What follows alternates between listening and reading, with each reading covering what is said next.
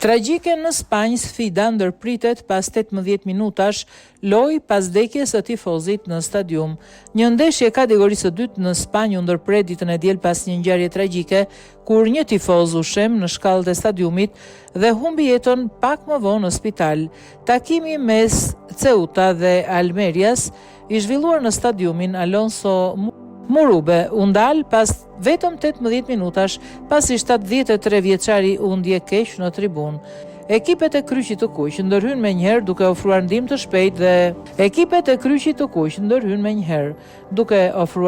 shpejtë dhe duke kryer rreth 10 minuta reanimacion kardiopulmonar.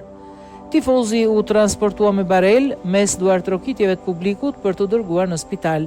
Ndeshja fillimisht vazhdoi dhe Almeria barazoi rezultatin 1-1 me golin e Adri Embarbas, pasi Ceuta kishte kaluar në avantazh me Kuzi Zalazar.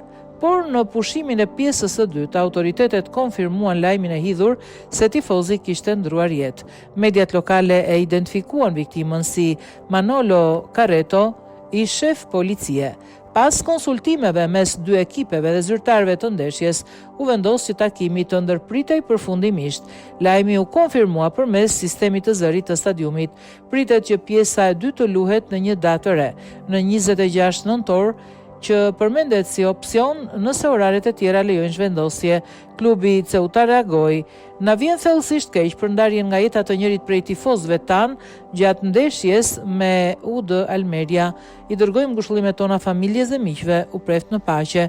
Almeria gjithashtu shprehu ngushëllimet e saj, ndërsa La Liga publikoi një mesazh solidariteti dhe njoftoi se data e re ndeshjes do të bëhet ditur së shpejti.